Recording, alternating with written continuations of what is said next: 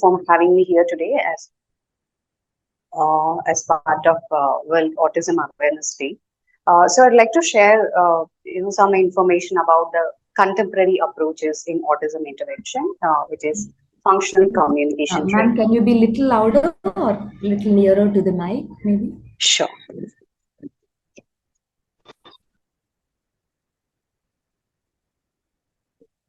Now? Again, once, ma'am. Can you repeat? Hi. Yes. Is it clear now? Yes, ma'am. Yes, ma'am. Yes. Yeah. So that's what.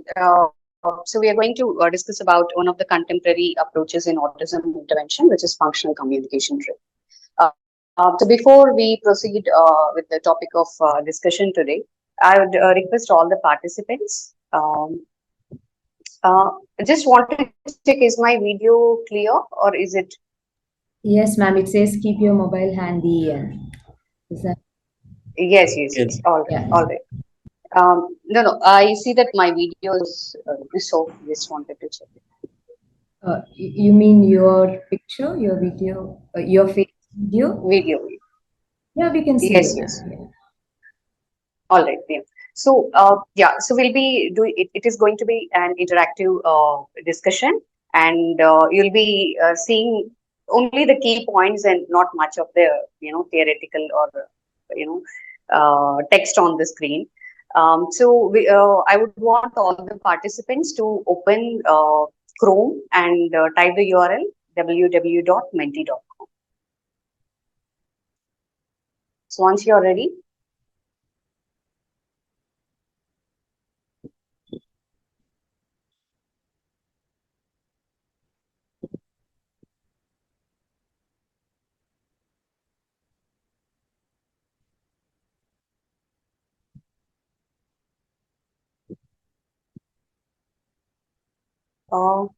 Yes, ma'am. Yes. Just wanted to check if everybody has opened it. Just wanted to check, whom we have here today. Okay. Yeah. So you, as soon as you open menti.com, you'll see a space to enter the code. You can type this code 22923126 and submit, and you'll get access to respond. Okay. Good to see. You're able to see the responses, right? Yes, ma'am. We could see everything, and we are done. Yes. So we have ASLPs, we have student, 2 ASLPs, 1 student.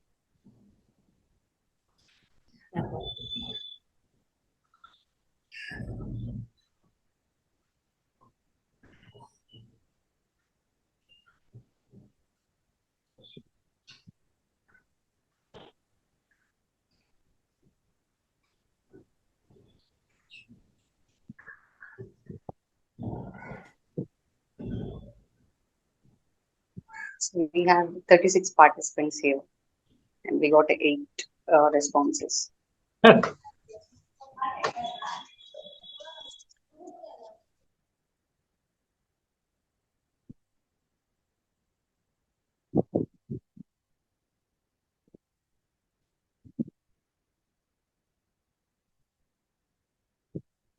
So we see that the most of the audience are ASLPs, and this one student, and others. Is it like other professional, or I would like to? There could be parents as well. Parents. Okay.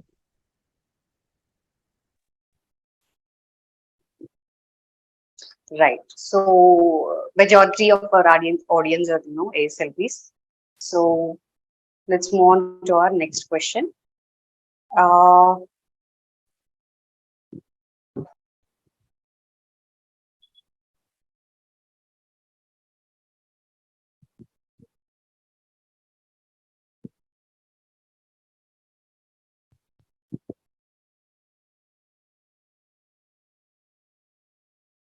Right. I'm just facing a couple of technical issues. So.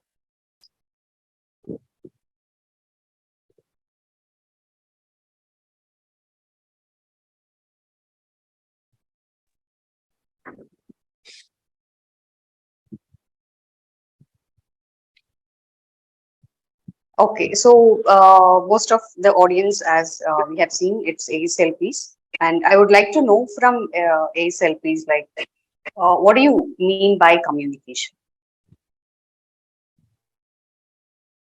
Anyone can volunteer to respond. Yeah, two people talking to each other meaningfully and expressing their needs or Sharing information between two desires. people or community. Okay. Any other responses?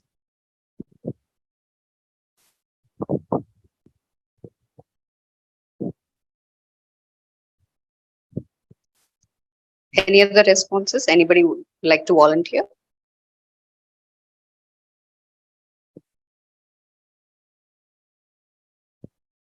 All right. So, since as we have heard the responses, it's a form of ex expression between two or more people. And so, as we all are aware, as ASLPs, communication involves language, speech, and other components. So, and we know that in language it is divided into expressive and receptive language. So, coming to expressive language, what is the purpose of expressive language? So as I said, it will be interactive. So it's not only me who will be speaking. I want the audience also to Yeah, listen. Express the feel and express the needs. because this is a very everybody talking will be little difficult. So we don't Okay. Ma'am, want to be can talking. you hear me? Yes, yes, yes. Yeah, expression purpose is the main to express the needs and to express the feelings. Okay. Yes. So we got one response: express needs and feelings, right? Okay. So in language, be it expressive or receptive, so we have many components as we like semantics, syntax, morphology, phonology, and pragmatics. So functional communication training deals with the pragmatic part, that is use of language in order to meet the needs of the person in given context. Coming to autism, so we are here on the eve of World Autism Awareness Day.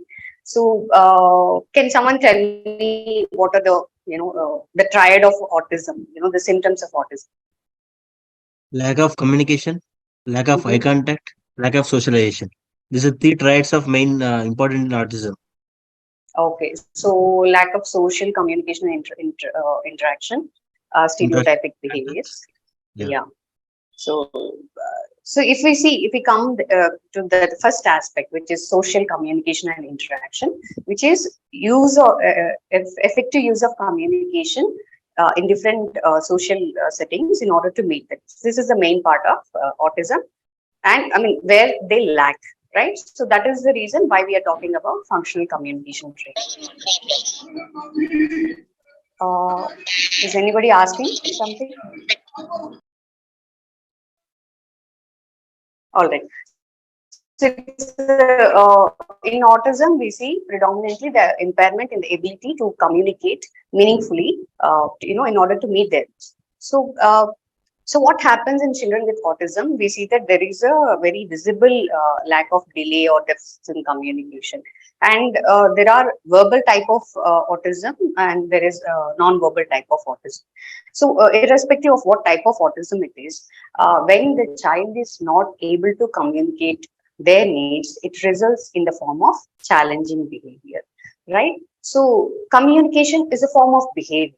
So, and as we know that, communication is not just verbal. 93% of the communication we do is through non-verbal, that is through body language, the posture, facial expressions, etc., right? And only 7% of it comprises of verbal communication. So, irrespective of the mode of communication, if the child is not able to communicate his needs appropriately, be it through non-verbal or verbal mode, it results in the problematic of challenging behavior.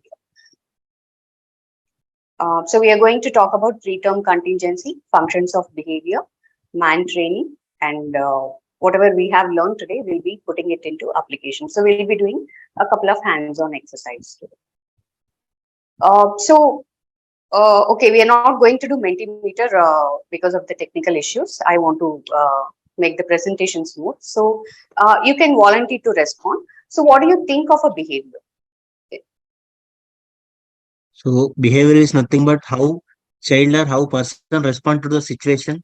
Uh, how he respond to the situation. Okay, so you think behavior is a response. So is it positive or negative? It can be Well, both. it is both. Both could be considered as a behavior only. True. So I agree Yes, with that. it can be both. Yeah. So typically the term behavior means anything we do. It can be clapping, it can be smiling, or it can be, noting down. Anything a human being or an organism does is a behavior, right? It can be said as positive or negative, or we can label it as appropriate or inappropriate, or we can also say it as socially acceptable or socially unacceptable behaviors, depending on the context and depending on several other factors, right? So what happens, when how do children learn to behave? So it is dependent on their past experiences. So functional communication training is derived from ABA, which is Applied Behavior Analysis and Theory of Learning. So applied behavior analysis is the study of human behavior. Ma'am, Yes, excuse me. Ma'am, your yes, video is stuck. yes. I just wanted to check. Um, Fine. I think, am I audible? Yes, ma'am. Yes, ma'am. I think that is more than enough. So, Okay, ma'am. because Continue. Yeah. Okay. now it is connected. No, ma'am. No, ma'am. Uh, Technical glitches do happen. Okay, no problem, ma'am. You can But continue. ma'am, audio is very clear, ma'am. So no problem. We can go ahead. Sure. If you just give me a moment, because as I said, so 93% is non-verbal communication. I would want people to see what I'm saying. Just give me a moment. I'll change my network connectivity. Okay, ma'am. No problem.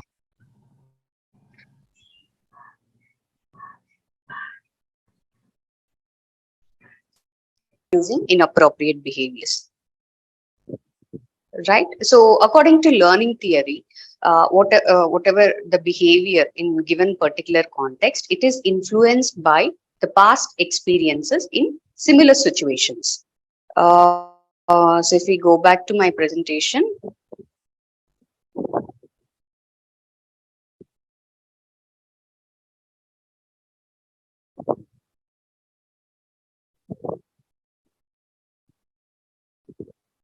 Yeah. So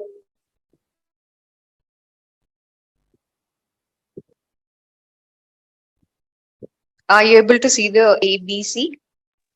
Yes. Yes. Yes. So behavior, as we just discussed, it is anything we do. So a behavior is typically influenced by, or it is associated with the pre and post events. The pre events, we call it antecedents, and the post events, we call it consequences. So this is the core concept of applied behavior analysis, and it is often referred to as three-term contingency or ABCs of the behavior. And if we come to the next part, so every behavior serves a purpose or it has a function, right? So, and it can be external variables or it can be internal variables. So, if we see the external conditions, it could be access to needs, attention seeking, escape or avoidance. And if we consider the internal aspects, it could be automatic or self-stimulatory behavior, right? So here we are going to focus on the external aspects that contribute to challenging behavior. So let me give you a couple of examples. So if you take the first function of the behavior, which is attention seeking, the pre-event would be the child wants attention, and the behavior would be throwing a tantrum, and the consequence for that particular event would be the parents ends up looking at the child. So the child, mother is busy in something, child's what wants attention, and he throws a tantrum, and immediately mother comes running to the child and asking, what happened, why are you doing? So isn't the objective met, what the child wanted? Yes. Yes. So what happens this is an experience. Okay, so such experiences happen multiple times in a child's, the early stage. So this particular experience teaches the child that by throwing tantrum, I can get my child's attention. So the possibility of this particular behavior increases in future. So that is why you see increasing problematic behavior. So if we go to the next function, which is access to needs, one example we can quote is like the child would want a toy and he cries for it, and then he gets access to that particular toy. So what is happening here? What is the child learning from this experience? That whenever he cries, he can get a toy.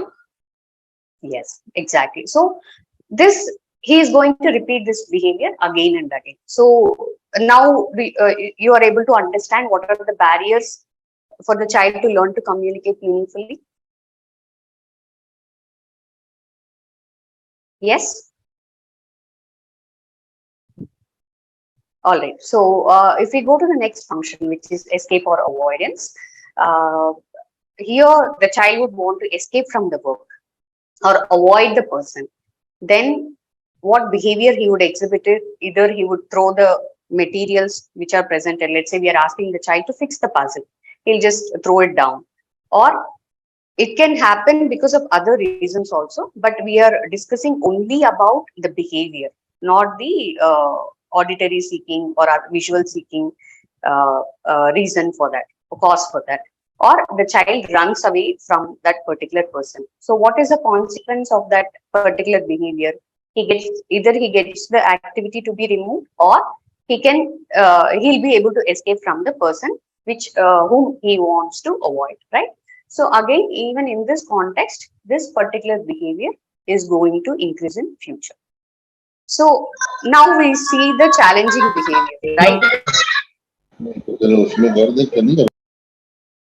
Yeah. So now we see the why behaviors do happen in children with autism. So can you all relate to such behaviors? Yes, yes, yes. Yes. So you see it very often in your private setting, clinical setting, right? So now this is where the functional communication comes into play. So the main idea of functional communication training is to replace the challenging behavior with a meaningful and more appropriate way of communication, right? So let's see, if we do functional communication training, how it would look like.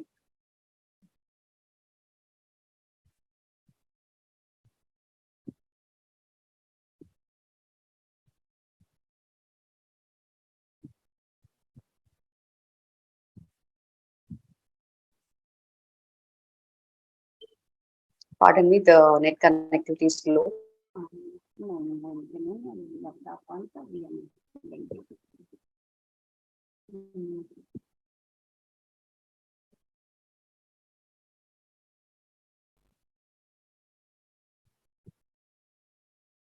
Okay, not this one. Oh, okay, yeah. So let me show you a video. So now we have seen the problematic behavior, right? So let's see a small example of how it looks like in a everyday setting.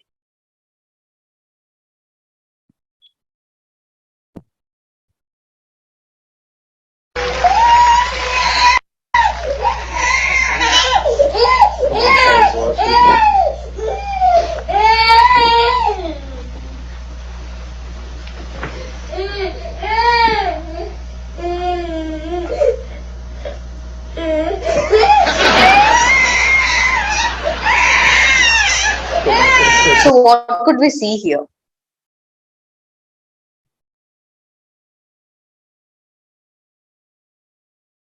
I want somebody to respond so that I know that. Maybe Yeah. a tantrum.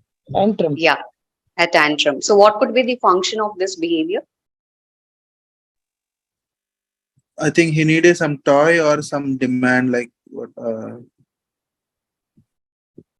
Okay. So let's again rewind the video and observe it.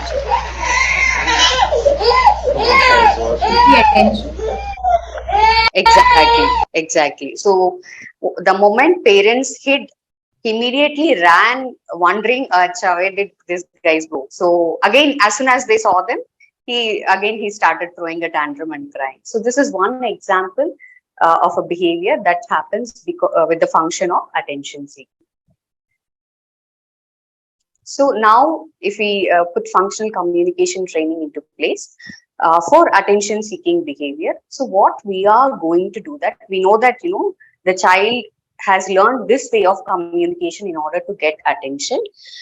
We are going to teach him to express in a more meaningful way. For example, if we know that the child is expressing the need for attention through tantrums, so whenever we either we create that situation and make the child either tap on the arm non-verbally and call for mother, call mama, or say look, in order to get the attention, and then we give this response. So what happens, we are making the child understand, if I want my mother's attention, I need to say look, or I need to call her by that name. So, and then immediately we have to reinforce. We all know the principles of reinforcement, right? The positive reinforcement, negative reinforcement. In progress. So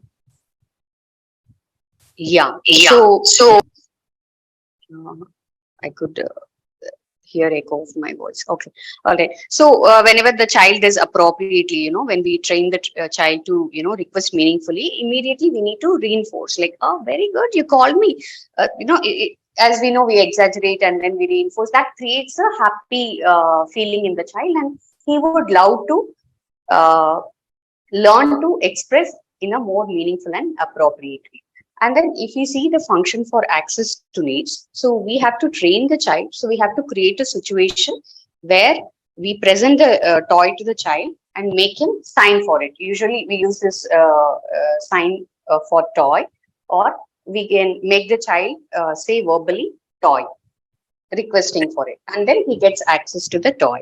So this experience, so when we practice, multiple times, the child would understand this is the appropriate way of communication than crying or than throwing a tantrum. And then coming to escape or avoidance. So when the child wants to escape from work, or if he's done with the activity, or if he doesn't want to do that activity, so we are focusing only on communication, not the behavior modification. So here we are going to teach him to request for break, either with sign or through verbal communication, right? And he gets, as a consequence, he gets break from the activity. So if this is how we can teach, more meaningful and appropriate way of communication, we'll be able to reduce challenging behaviors. So basically, if functional communication training is a positive behavior support intervention. So, and how do we do it? So in expressive language, we have something called requests, right? Yes. Yes. So in applied behavior analysis, we call it as MANs. So MANs are equal to requests. So, and the process of teaching a child to request for their needs is called MAN training. So before I explain the steps, so what would be the first goal SLP would take when you have a child with non-verbal autism? What are the first targets you teach them?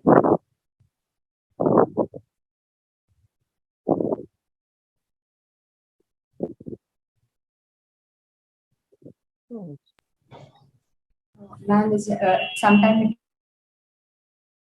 it depends. Sometimes it depends on the age also. If possible, some way of communication. It could be gestural or pointing. Yeah. So we start with pointing, and in First we will expressive start language, with prerequisite skills, is attention, eye contact, and then slowly we will start with matching skills, and this we will meanwhile we will develop our rapport child, and we will work on joint attention also.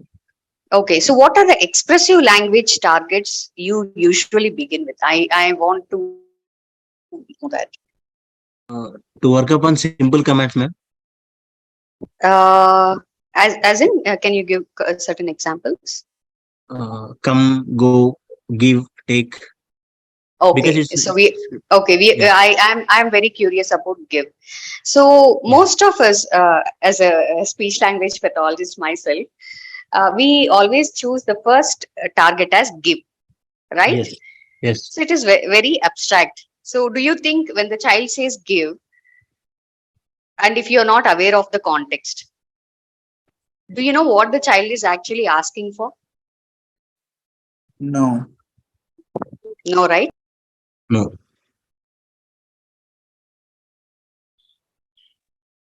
I think I was muted. Right. So, so we have to take more relevant targets when we are working on the expressive language at the earlier stage. So, like when we have a child with a non-verbal autism, right? So, the first thing we need to do is, if the child, let's say the child is non-verbal, we need to select the mode of expression. Are we going to start with signs, or are we going to start with picture exchange communication system, or the latest technology we have?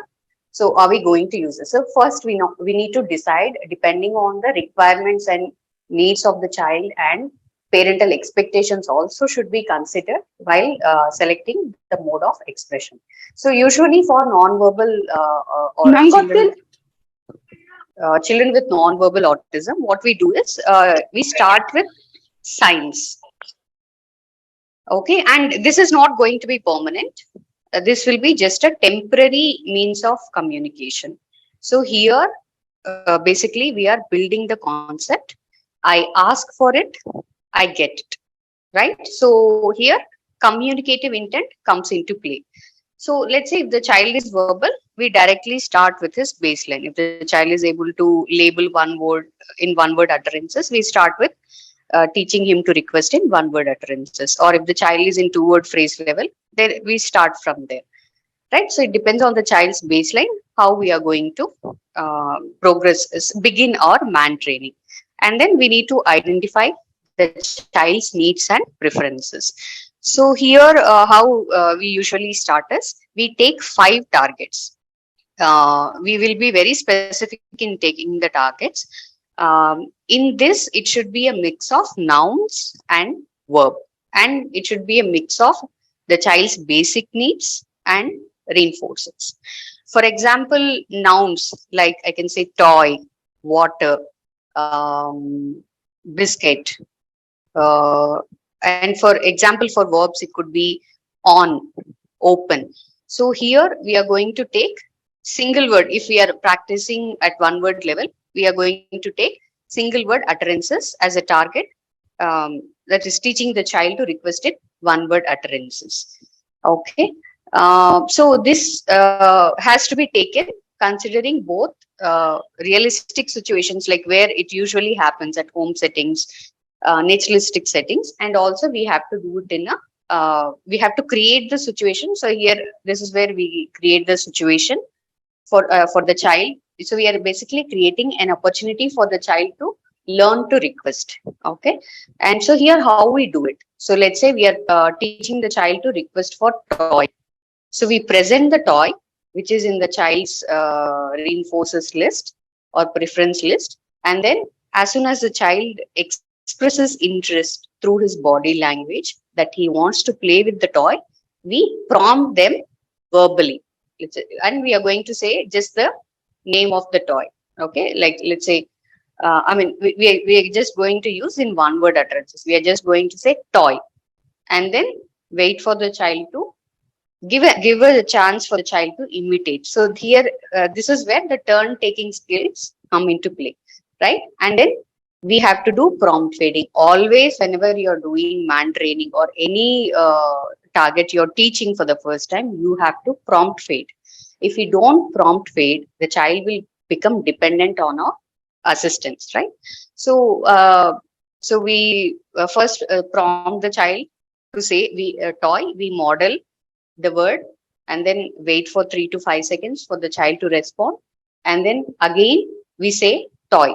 So this is called prompt feeding. So over the time, we wait for the child. We fade our verbal prompt, and we wait for the child to request on his own. So there is a systematic prompt feeding method that has to be done, or else the child will get confused, or he'll become prompt dependent. And once the child responds or even cooperates for you to train him, then immediately you reinforce. Okay, so prompt feed, and then you reinforce. So every time you are prompting, you have to wait 3 to 5 seconds. So that means you're making the child understand now it is your turn to respond. So once the child shows good progress and he's able to, express independently, request independently for his needs, that has to be generalized in all the situations and with all the persons. It is just not that the child learns to communicate or request with the therapist alone. He should be able to generalize it with parent, as well as his peers, as well as his relatives and outside setting. So am I clear till here? Yes, ma'am. Yes, ma'am, it's clear only. Yeah. So there are a couple of things, key points we need to keep in mind when we are doing mandatory. So use moderately preferred reinforcers. So when I say moderately preferred reinforcers, it should be neither high preferred nor low preferred. So what happens when we present high preferred reinforcers? The child will end up throwing a tantrum. They will not be ready to wait till they get it. Like, let's say, gadgets are not the right choices when you're doing in the early stages of man training. And few kids are very fond of chocolates, so then it would not be the right choice. So something which the child likes to have for some time, that will be the right reinforcer, or request to start with. And you should have control over the reinforcers. So let's say you're practicing with bubble. Okay, so you should make sure that the bubble bottle is with you, or else the child will just grab it and then it spills off, and then you lost the opportunity to practice it multiple times. So you should always have control over the reinforcers. So it's like you're making the child understand whatever you get, you will get it from me. You're not going to get direct access. Unless there is a need for it, the child will not learn to express for it, right? If the child is able to get access on his own, why will he even request? So there's no point, letting the child take on his own. See, this is again adult-directed intervention. So here we are talking about only functional communication training. Here we are not talking about child-directed intervention. So that's a different concept. Okay, and one other example I can give is sometimes if we are teaching to request for a biscuit or a bread, so we have to make it into pieces, put it in a transparent box, and then keep it beside you, not in front of you. So you open and you give one after the other. So every time you give a half-inch or 1-inch piece, you create a situation and you prompt the child to request for it, and then you deliver it. So what happens when you give in wrappers? It is very attractive, and definitely the child would want to have it as a whole than in tokens. And the other thing is use simple, stimulable and appropriate requests for the child. Let's say the child is Telugu speaking. Either we can say Neelu or Lala, something like that. Or if the child is able to respond with water, we can teach him water if it is stimulable. So again, so we have to consider which is appropriate for the child. And if we are doing science, we have to make sure that the child has appropriate tone. If the child is having low tone, we cannot expect the child to do science. So apraxia is another thing that will play an important role in this aspect. So these are a couple of things that we need to keep in mind when we are doing man training. So any doubts still here? Yes, madam. In man training, can we include science along with? It's not clear. In man training, can we include sign with along with verbal prompt? Yes, I missed on that part. So whenever I just, I think shared an example for how do you do verbal prompting. In non-verbal prompting, you model the sign, and as you're modeling, you say the word. So you model or you prompt the child. So physically, so there are different levels of prompts, right? Full physical prompt, partial physical prompt, gestural prompt. So you have to use the least intrusive prompt. So if you, in the beginning itself, if you provide full physical, prompt, the child will again become dependent. Literally, he'll give his hands to you and ask you, you do the prompt. Okay, so you have to try with gestural prompting, model the prompt and see if the child is able to imitate, or else try to do partial physical prompt. So this is how you do sign. So you prompt the sign and you say the word along with it.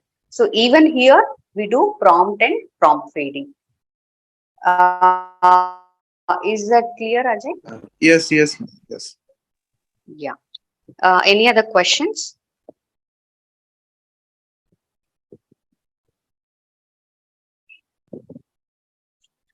Okay, so I see that there are no other questions. So how do we apply in practical setting?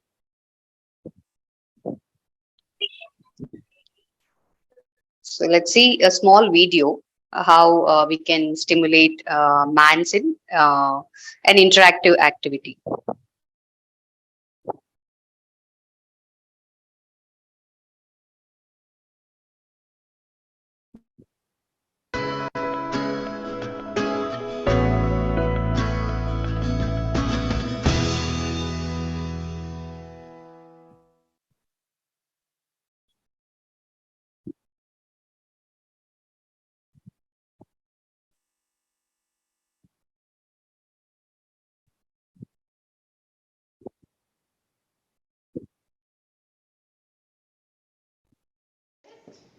Oh, way to go! Yeah, you sit on the chair. Up the top here.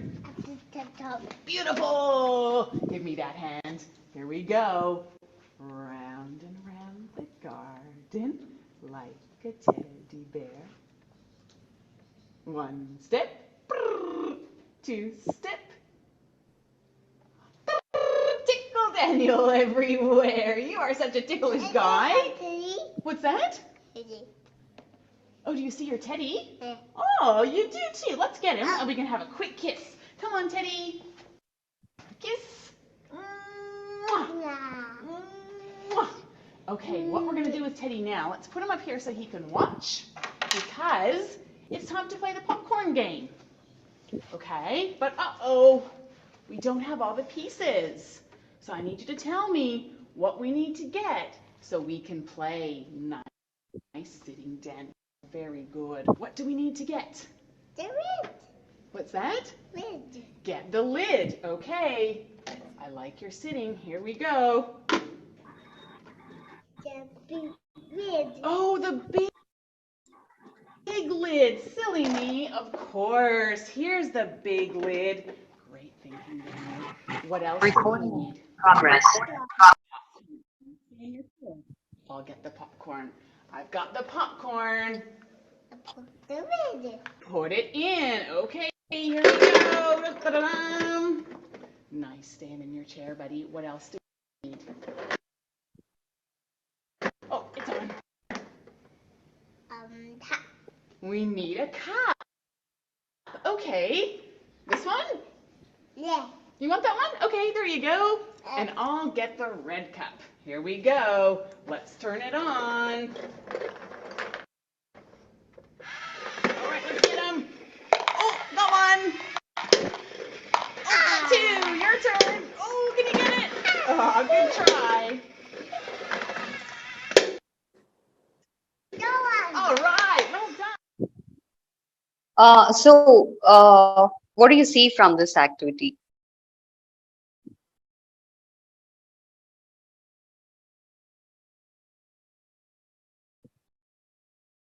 Can I get some responses? I just want to know. Excuse me, ma'am. Yeah. Ma'am, actually, this video was completely got stuck. It's not clear.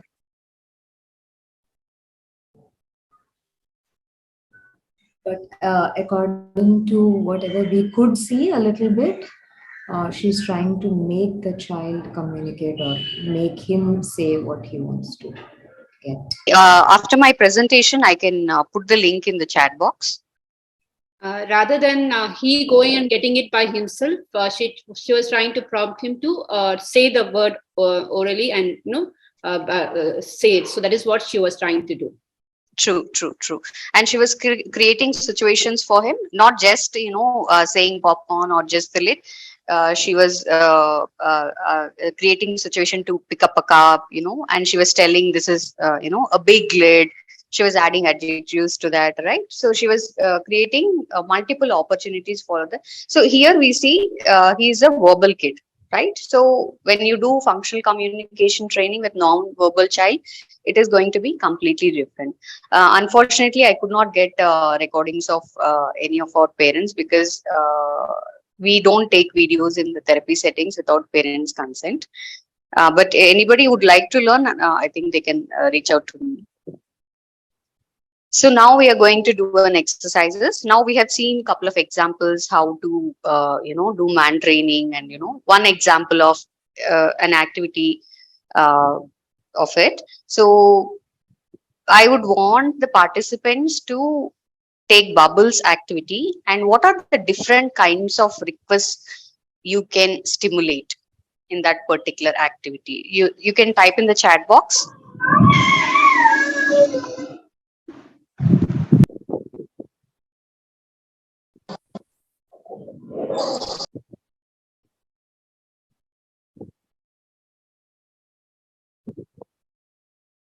Okay, let's take it for a non-verbal kid. We have seen verbal kid.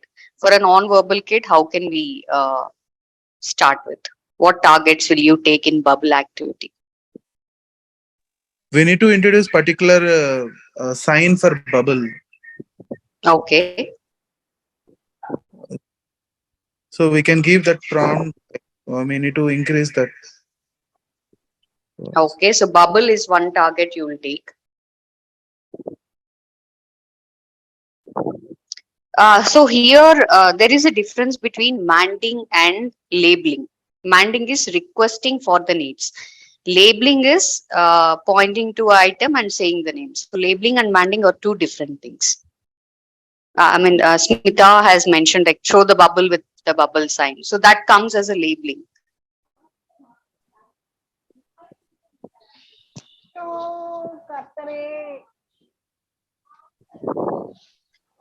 Okay, so bubble is one target we will take. Other thing, what else can we do? What other targets can we take with bubble activity?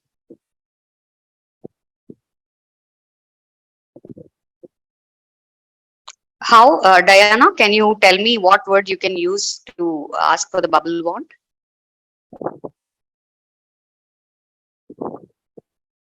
Yeah, blow. We can pop. We can do. So how do you start blowing bubble? What do you need to do before blowing bubble? Ma'am, oral stimulation can happen and air blowing out from the mouth. Yeah. No, ma'am, I meant to ask, like, we need to open the bottle, right, before we blow. So that can be, open. Yes, open can be, taken as a mand. Open, bubble. The child can request the therapist to pop. If the child is advancing, then we can make the child to request for more, to blow more bubbles. More can be taught as a sign or a mand. And if the child is done with the bubbles, we can teach him to say over. All done. All done. Yes. If child is having any difficulty, we can make them say help. Yes. So yes, very good to hear these responses. So these are the couple of it will be always better if you, let's say the child is at one word level, that is our target. You take it very clearly. So we are going to stimulate only open. Once the child masters open, then we go to either open bottle or open bubble, that way.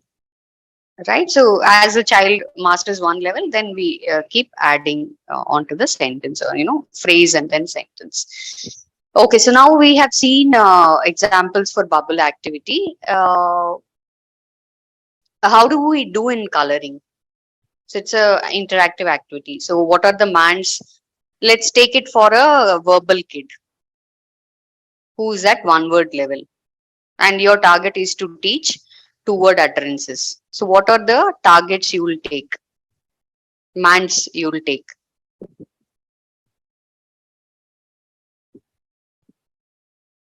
You can type in the chat box.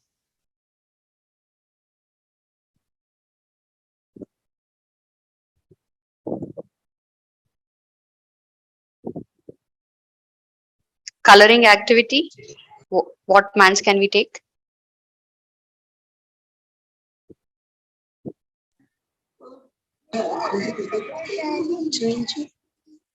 Okay, so the child is at has mastered one word utterances.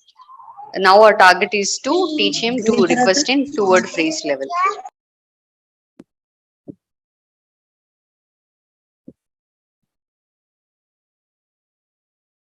Okay, so yeah, red color, that is a good target to take.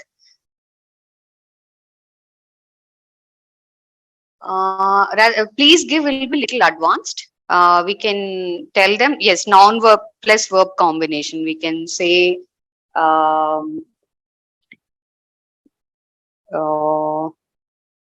color over, or turn. I think verb plus noun combination will work better. Turn page, that way. If one side of the page is over. Give me the Give crayon, correct. We can give crayon. I mean, take that as a target. So we can make the child to request give crayon, or give paint, or give pencil. These are a couple of examples. Then what else can be done? Yeah, give paper. color We can selection. give. Yes, color selection. So that's what I think somebody has mentioned, red color or red crayon. That way we can do.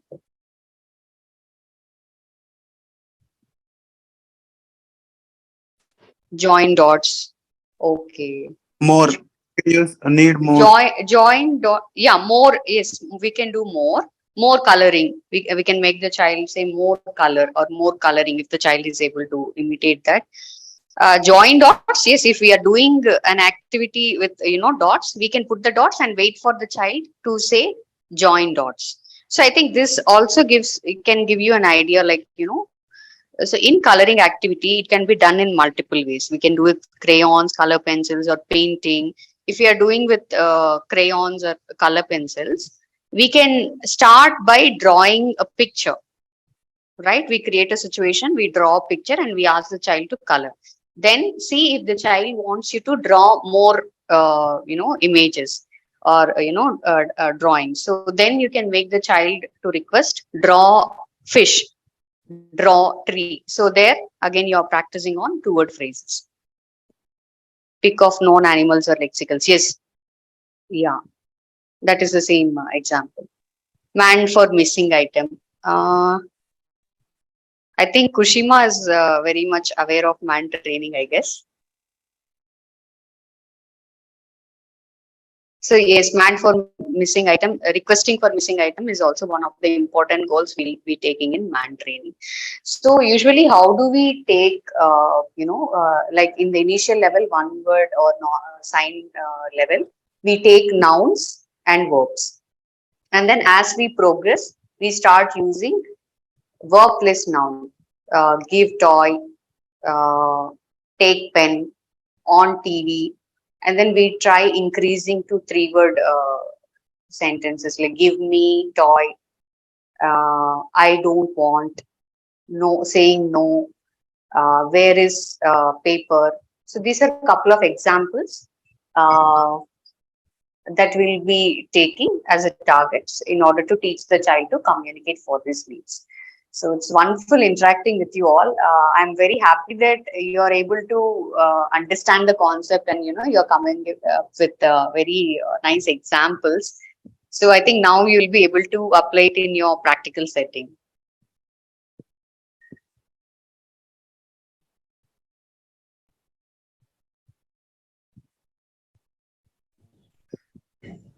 So that's all our functional communication training. I hope you guys had some takeaways from today's topic. Would somebody volunteer to share how useful it is?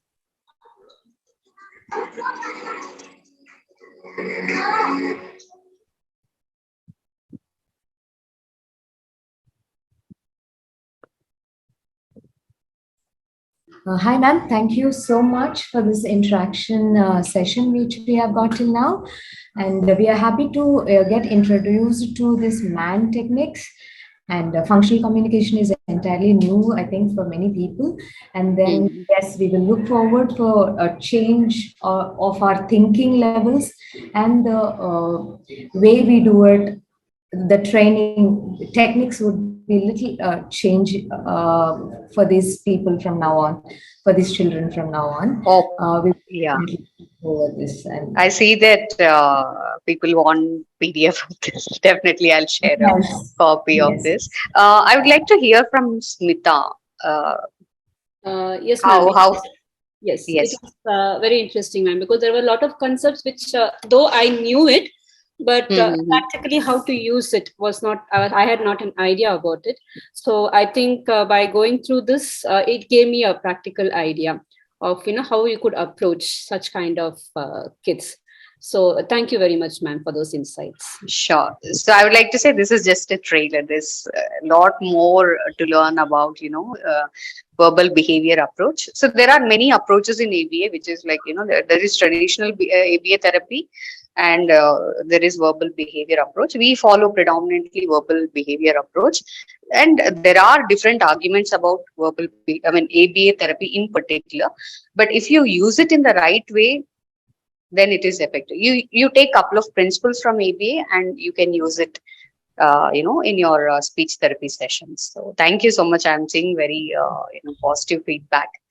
And thank you, Lakshmi ma'am, Gopi, and entire APSLP team for giving me this opportunity to share something which I can. Thank you so much, ma'am. So it's a time to introduce our next speaker today, Ms.Shreya Shetty, Director Founder, Vivikta Clinic of Speech Therapy and Occupational Therapy, co-founder, Evolve Pediatric Therapy Services, Bangalore, experience as clinical speech language pathologist 19 years, also visiting guest faculty to few speech and hearing colleges. Vivikta has 5 branches and team of 15 speech language pathologists, and you should hear the certification courses she has done.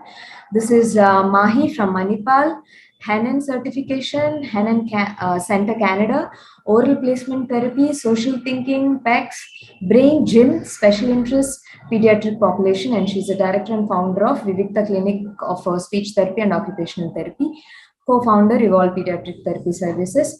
All over to you, ma'am, and we are really looking forward to know more from you as well. Thank you. Good evening, everyone. All right, first and foremost, I want everyone to lift their right hand and take it on your left shoulder and say, well done, good job. I've decided to, yes, please, everyone, please do that. You have to definitely congratulate yourself because on a Sunday evening, you have decided to attend this seminar, right? Fantastic. Well done, all of us. Fantastic. Well done. So I would take this opportunity to thank APASLPA of having me given this platform for adding my bit for the Autism Awareness Month. I wouldn't take more time. I've been given half an hour, so I would definitely try my best to finish in the next half an hour. Right. Right. So this is our team, and we have 15 SLPs across the centers, and a few are missing from the frame. All right. So we directly get onto the topic now. All right, I think the screen share is, yeah. All right, so here we go.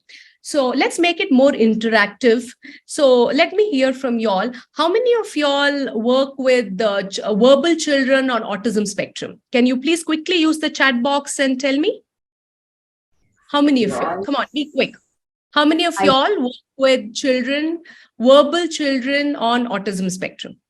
Can I get some responses? Okay, me, me, yes, fantastic. All right. How many of y'all are very comfortable working on language skills?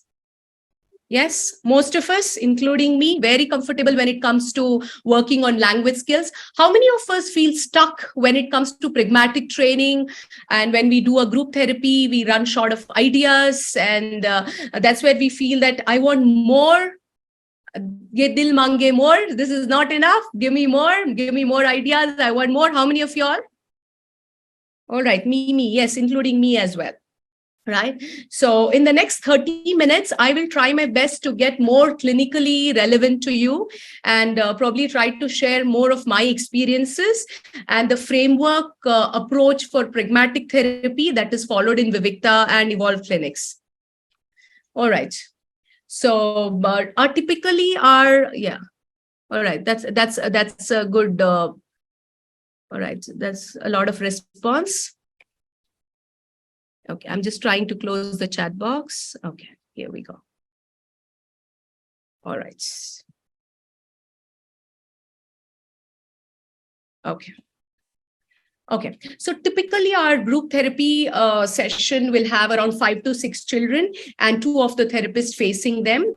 And as we know, they are high functioning autistic children. They're definitely more intelligent than, I felt they've been more intelligent than me, more smarter. And sometimes it becomes very difficult, and if you're not able to have a good rapport built with them, then you start feeling that, something is missing here. So how do we overcome this problem? And so that's the reason I'm going to share with you the framework that we follow. Right, understanding what is the sensory learning, what category of sensory learning does a child belong to, will make our job much easier as a clinician. So a small example here. So when I first got my smartwatch a couple of years back, and I waited for 15 days for my friend to come back from US and auditorily instruct me on how to use the apps in those smartwatch. Though information was available on YouTube and the manual was there, I was still very reluctant. As I'm an auditory learner, I was more comfortable when she came back and then she gave me a briefing about it. She gave me a lot of instruction, and then from the very next day, I started using my the smartwatch very easily. Right. So one shoe will not fit all. Right. I repeat again, one shoe will not fit all. This goes on to say that one approach is not going to fit all the children. That's where we have a difficulty. When it comes to conducting a successful therapy session, understanding children, understanding what kind of sensory preference they have becomes very, very important. So most of the time we know children are visual learners, right? So visual learners typically like solving puzzles, they like drawing pictures, they like playing with Legos, and they like watching TV shows, and they like reading books. They're very good with alphabets. They like looking at things. Yes, I think most of us know about this. Right? Visual learners is a majority of them belong to visual learning part of it. Another type of it is verbal learner, right? So these children speak a lot. You will see them, they have a very good vocabulary. They like to talk about countries, dinosaurs, action heroes, and different varieties. And they like to talk about what's going on and now and what happened in the past. You'll see they're very smart set of people, right? Very smart set of children. So I'll give you a small example here. I had this little boy, Vedvit, who is around 5.5 years old. And it was just before our pragmatic therapy session that he had walked in a little early. So I was in fact outside the clinic discussing with the service guy about the problems that I was facing with my car. I was telling him that my bumper has a problem and it has to be replaced, and I have bumper to bumper insurance covered for it. My mudguard has a problem, and the wheel alignment is not fine. So Vedvit listens to all of this, and he goes the waiting area and he tells the parents there, Shreya ma'am's bumper has to be replaced. It has bumper to bumper insurance covered, and wheel alignment has a problem, and all the details that he heard me speak. And people in waiting area are like, oh, fantastic. Why does he need speech therapy? Why does he need speech therapy? He's got such good frame of sentence. He's talking so well. So yes, so that's how these children confuse us a lot. Someone listening to them feels that everything is so good. Language seems so meticulously so good. How many of you all have dealt with these sort of children where on a surface you look at them, language looks perfect, and when you try to go in depth, you see a major part of language is affected? How many of you all use your chat box? Yes, use your chat box. Give me some response. Yes, most of y'all? All right. There you go. Yes. All right. So am I audible? Yes, fantastic. All right. So those are your verbal set of children. So as I'm trying to talk on the theoretical part, you can start connecting how you can practically use it as well. I'm going to give you a couple of more examples. So that will help you, I think, get better ideas. All right, so let's go into the next part, learning through memorizing. This is this is how these children who are verbal learners mostly do, learning through memorizing. High-functioning children on autism spectrum acquire information by memorizing a lot of facts. When they're very young, they memorize letters, names, numbers, etc. When they grow up, when they're a little older, they start memorizing the facts about specific topic. So it might look that they're very smart and impressive, but very, very inflexible. I tell you, very inflexible. They can get very argumentative, or you find it very difficult to convince them. So they are so hell-bent, stuck on a particular topic that you want to change the topic. It's so very difficult to even change the topic with them. I'll again give you the example of the same boy. This is after 6 months. So after 6 months, again on one day, we were again having a pragmatic group therapy Saturday morning, and Vedvit tells in the group, ma'am, your car, you've come in a different car today because your mudguard has some problem, and your wheel alignment has some problem, and your bumper has some problem. That's the reason you've changed the car. And I'm like, no, wait, I haven't changed the car for that reason. The reason for me to get a SUV today is 7 of my friends are coming along for a lunch and I need space for them. Reason why I've come in this car. He's so hell-bent about it. He refuses to accept what I'm saying. And he's again and again repeating, no, your car has a problem. The wheel alignment, the mudguard and the bumper, it needs to be changed. Reason why you've come in a different car. Look at it. It took me almost 10 to 12 minutes to convince him, right? How many of you all go through this where children are hell-bent on it is mostly one-sided. I say it, there's no other side to it. The story has only one side. How many of you all agree to your children saying the story has only one side? There's no other perspective to it. Yes, give me in the chat box. All right, we do go. We get into argumentative phase. Yes, I agree. All right, most of the time, we do face these situations. So what I tried doing is I made 2 to 3 columns, and we worked on perspective taking.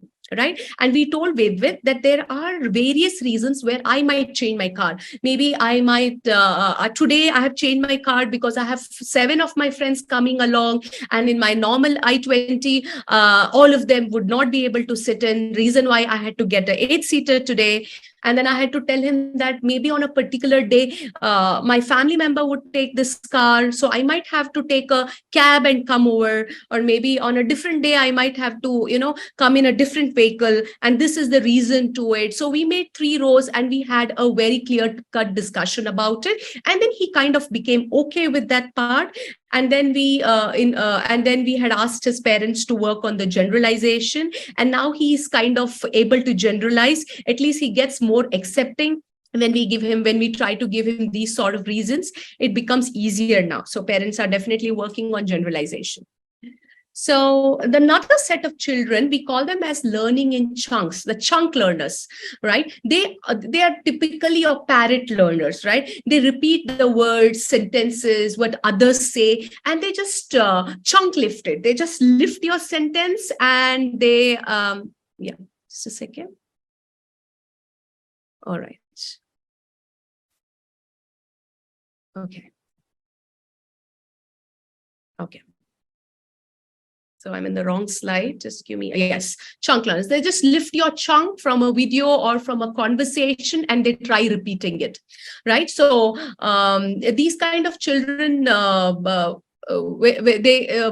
they do is that it's very important. You tell them the individual meaning of the chunk. So when we work with these set of children, we try to make them understand that every word has a meaning. All right, let me give you a small example. Maybe this example would help you understand better. We were again having a pragmatic group therapy, and one of our boy, we were playing a game of winner and loser. We were trying to make them understand, when do you win a game, when do you lose a game. So this boy doesn't like losing. And each time he loses a game, he would say, "What the hell? This isn't fair." And each time it is so dramatic. What the hell? This isn't fair. And he just lies down on the floor and he's smiling about it. It is not that he's thrown a tantrum and he's lying on the floor. And this particular chunk of sentence was picked up from a video, a cartoon video, which he watches the most. And so each time he loses, he says this, "What the hell? This isn't fair." Here, this boy fails to understand the meaning of hell or the meaning of fair, or he doesn't understand individual split meaning of the word. But he's kind of able to understand that when I lose something, I need to use this sentence. So these are called chunk learners. So yes, so with chunk learners, what should our goals be? Our goals should be mainly teaching them how to construct a sentence. On a surface, they look so good with language, especially the Asperger's in the autism spectrum, the Asperger's would be chunk learners. So they go so good with language on a surface. And when you go in depth, you realize that the individual word meaning is absent. Reason why they find it very difficult to communicate in the real situation. In the real situation, in an unexpected situation, when they're supposed to be constructing a sentence, it becomes very difficult for them. Right, another small example. So I had this boy, I was walking in the waiting area and I tripped, and he says, "Oh, I'm so sorry, are you okay?" And this boy is just hardly 4 years. And I thought, oh, fabulous, fantastic language.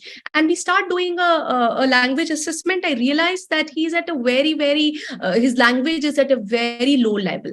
That's because he's a chunk learner. And when something fell from my hand, he says, "Oh, I'm sorry, are you okay?" Right? So the same template was used even in this situation. So you understand here, the child doesn't know the individual meaning of each word. He tries to use the chunk wherever it is required. And sometimes it sounds meaningful, and sometimes it doesn't look meaningful. And that's when people might find it a little odd, or maybe his age group might find it a little odd. And yeah. How many of y'all agree to me on this part? Yes, can we have people on the chat responding to this?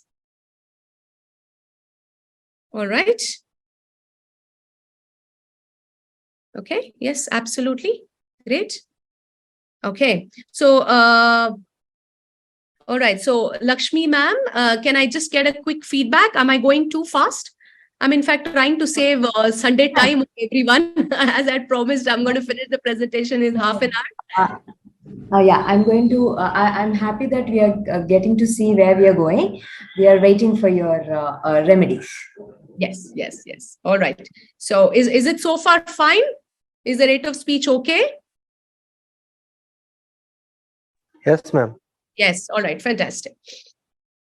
All right. So another part of learning, another sort of learning that is, these children again are interested more in big picture or details. They're not interested much in big picture. They perceive the details better, right? Now, let's say I get to see a whiteboard, right? It is just a whiteboard for me, but for them, it would be a square object, something that is perfect square, maybe 3 lines on those on that picture, and it is used for writing. They get so much into the details. It is so hard for them to look at it as a whole. Right? It is so difficult, being in that show is so difficult. So what happens, let me give you a small example. So the child here, any old woman who is holding a cane is an old woman.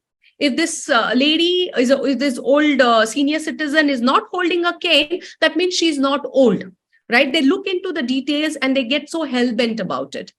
Right. So another example. So it was one of this boy who tells me, Shreya, ma'am, I'm not going to call you ma'am. I'm going to call you Ajji. Ajji is grandmother. I said, why? So he's like, because your hair is grayed here.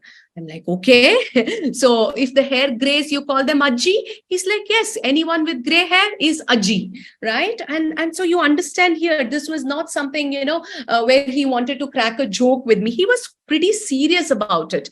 So he looks more into the details, and he has so much difficulty perceiving the whole part of it, right? So how do we work with these sort of children? So a small example again. So when this child started saying that, anyone with a cane only is an old person or an old lady, we started telling them that, okay, let's take 5 situations. We drew 5 columns for him, and we were like, let's take 5 situations.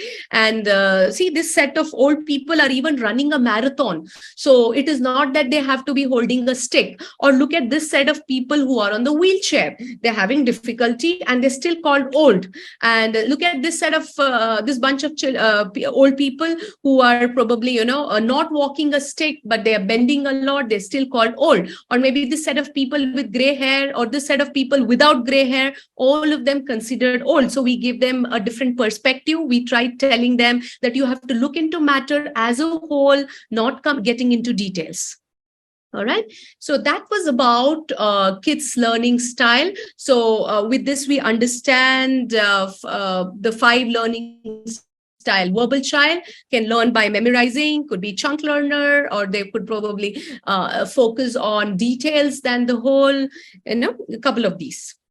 So coming on to interactional style, right? So now this is going to be a small activity. So all of you all can read, I'm going to read out each question in the chat box. You can respond to me.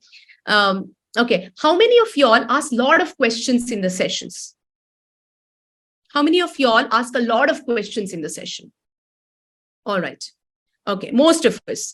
How many of you all already tailor make your session? Okay, this is what you should do. This is the topic that you have to speak on today, and this is the topic that you have to play.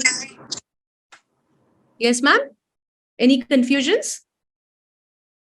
Yes. All right. So this is the game that you're going to be playing today. And, so how many of y'all speak very soft? Okay. All right. How many of y'all are quite loud in the session? How many of y'all are animated when you talk? Me. Okay. And how many of y'all like to play quiet games with children? All right. Sometimes me. Okay, how many of y'all like to play rough and tumble games with children?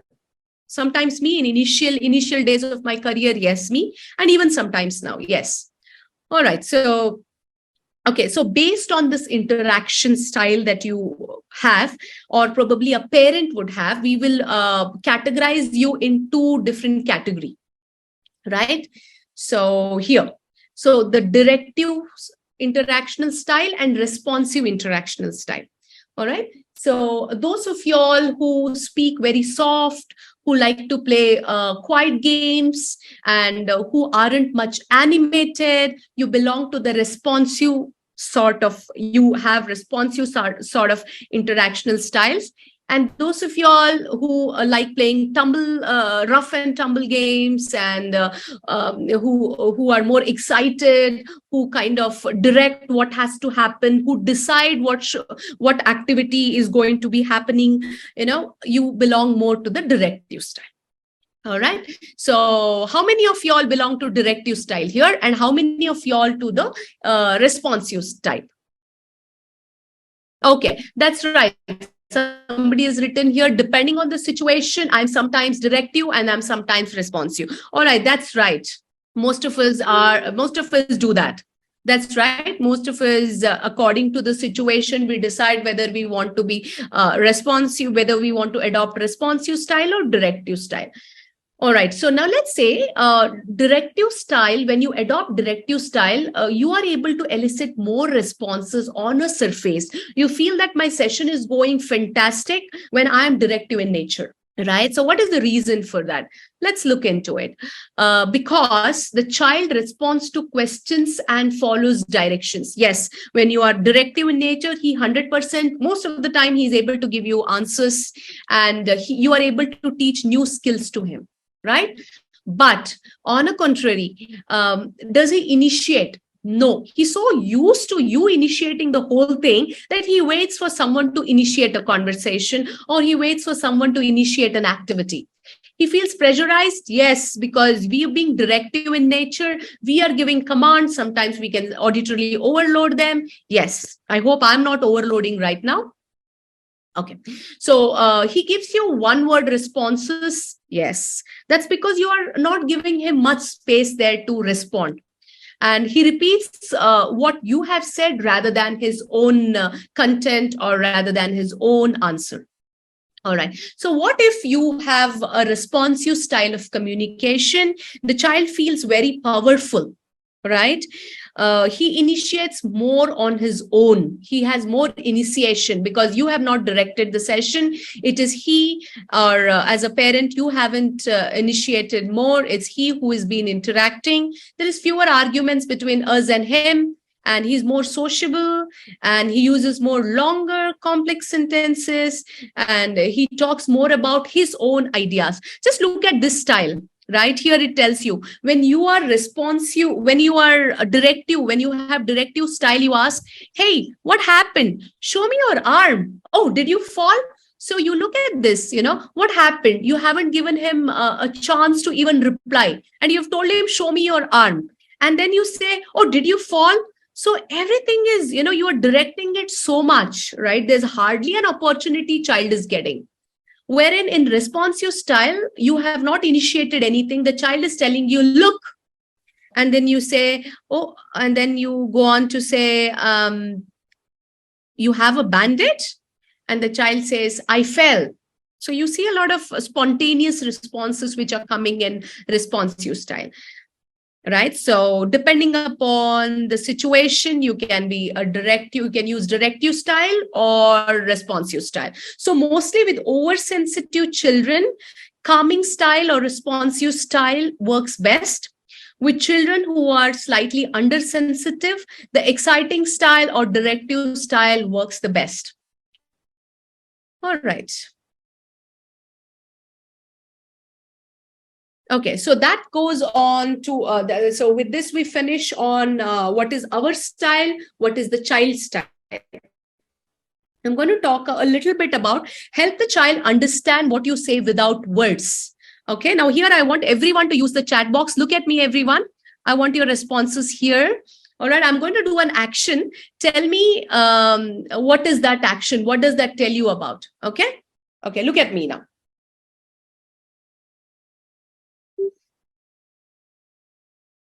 Okay, what do you think I tried saying here? What do you think I tried saying here? Yes, I tried saying I'm perfuming and yes, bad perfume. Yes, I don't like it. Yes, that's right. That's what I tried saying, and I didn't have to use words. It is so easy for us, right? Reading wordless message comes so spontaneously, right? On a shot, all of you all were able to decode what I was trying to say. But here, children on spectrum, they find it so very difficult, to even decode the unsaid message, right? It looks so simple to us, but then it is something very difficult for them. Children who notice the unspoken messages usually talk and play with other children very easily. You go to a play area, you see children, even without speech, they communicate with the body language so well, they understand each other so well. They understand what their playmates want, how they feel, and they have these things are so easily done.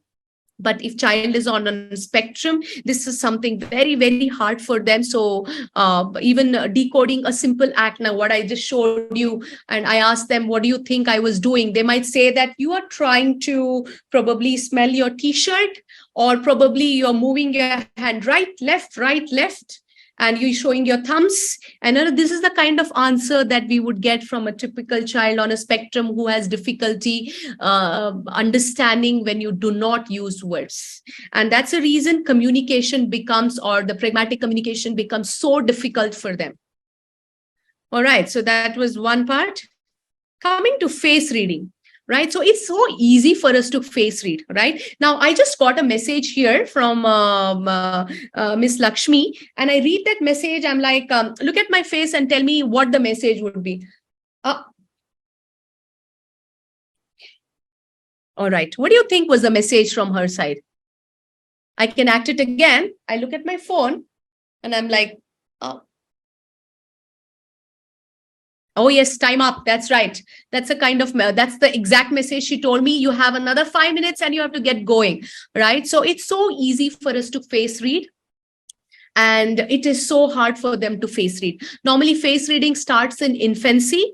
And a 6-month baby reads mother's face. And when the baby is in a turmoil, is confused, or he's in pain, if he would see his mother has a very happy face or a calm face, he would relate to it. And that's why young mothers are always asked to be very calm, right? So by face reading begins in infancy. By 2 to 5 years, children identify others' emotions very easily.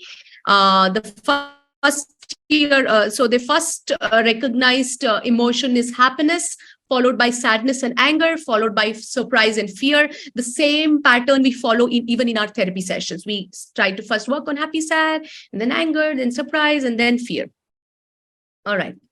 So how do we work on this in the therapy session? There are a lot of eye game exercises that we do, a lot of eye game exercise. I see even my teens, I deal with teens as well on spectrum, on pragmatic therapy. So even they have difficulty, something so easy like, let's say, I move my eyes without actually moving my shoulders or turning my head.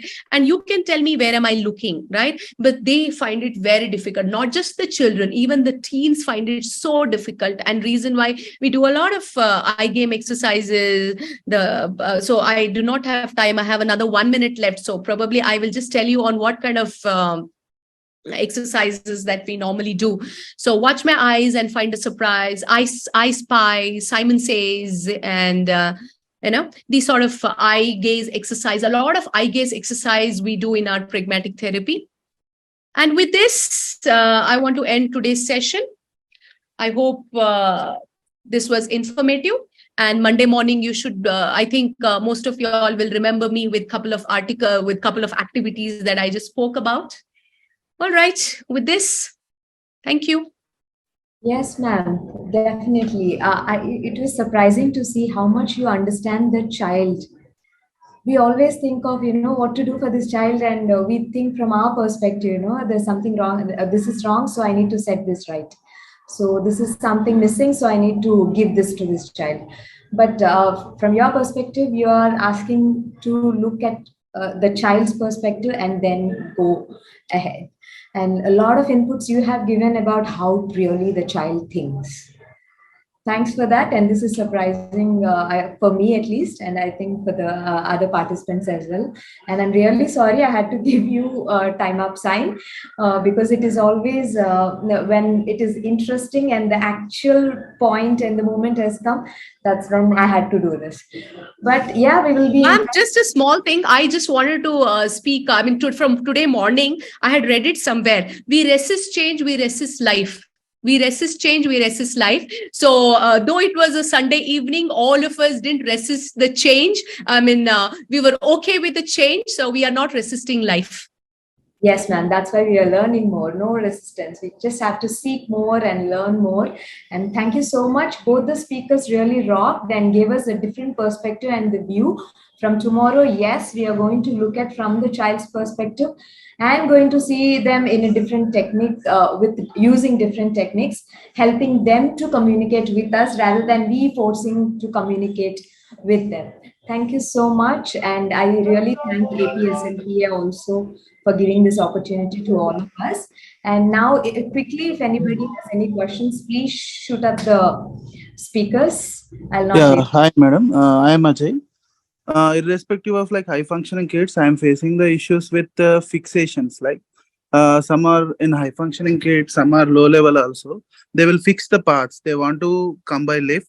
For example, if lift is in repair also, they don't understand. They will very fixated. They want to go in a lift. That is a classical small example. But even I observed not only in a high functioning, in every like in severe conditions also, most of the kids are having fixations.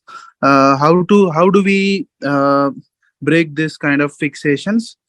Giving information to them, or how you just... Okay, fantastic. This is a very good question. So we know that most of our children on spectrum are pattern learners, or their schedule hell-bent on the schedule, right? Even for that matter, let's say I go Monday morning and my admin doesn't tell me what's my schedule.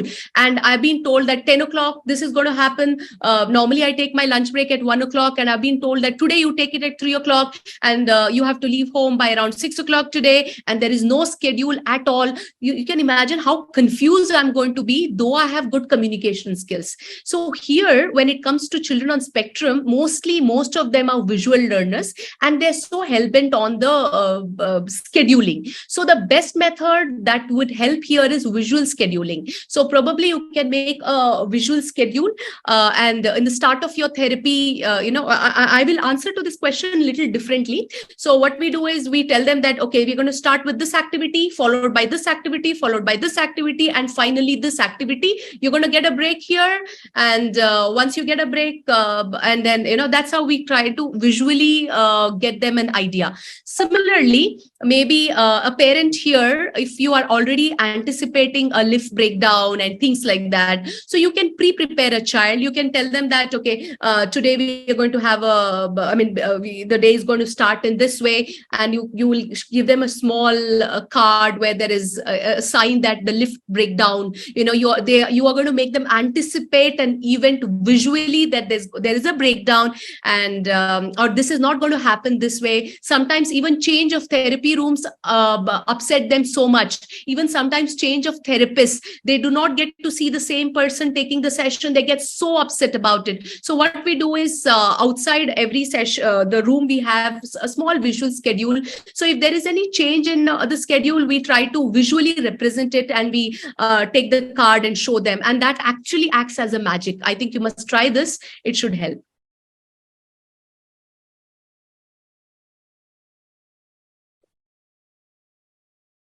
Yeah, could I answer this question? Yeah, actually it helps, ma'am. We tried it a lot, and all the parents appreciate it also. Yes. They're really happy if they tell and pre-prepare properly, acceptably, so that the child exactly follows that.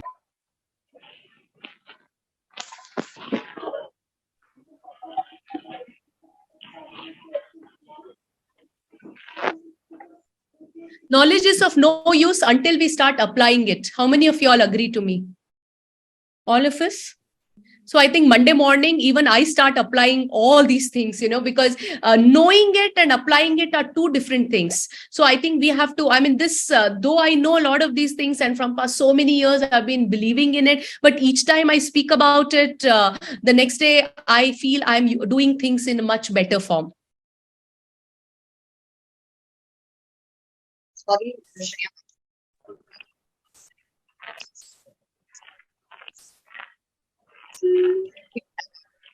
shared.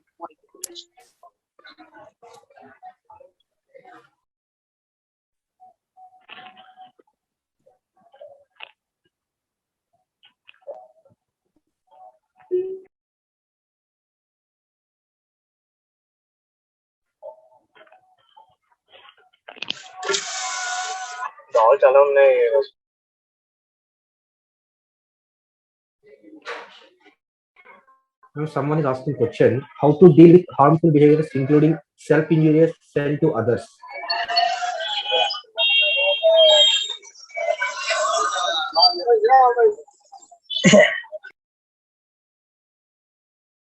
All right. Is there a network issue? Are people able to get what I'm speaking?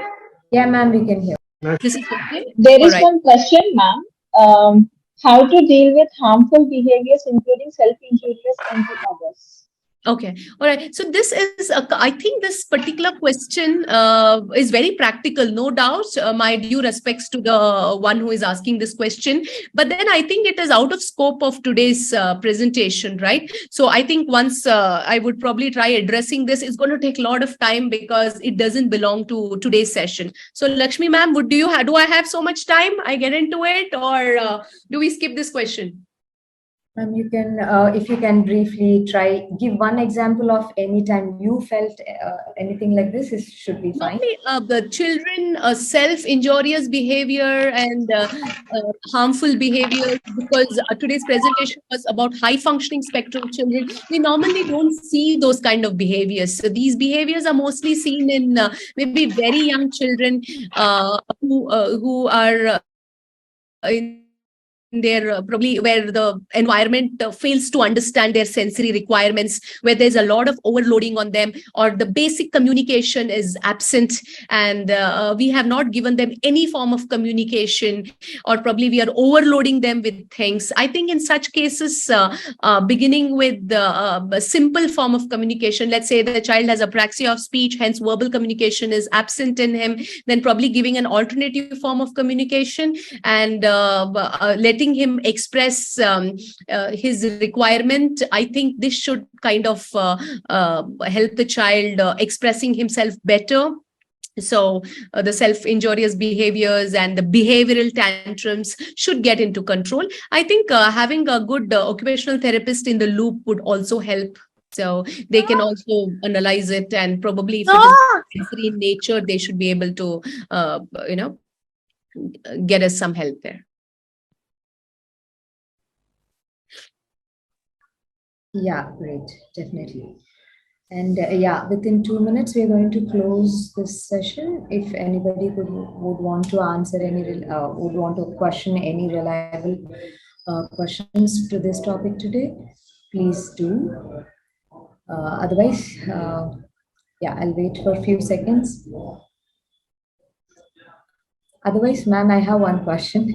Actually, it's a question generally what parents ask me regularly, like what to look forward for our high function and well intervened child after they become adult. Can they take a profession? Can they be by themselves? Can they get married? These kind of basic questions. Sometimes we could answer, but we could bring out the successful stories of few children with spectrum. But sometimes, yes, we have a query face.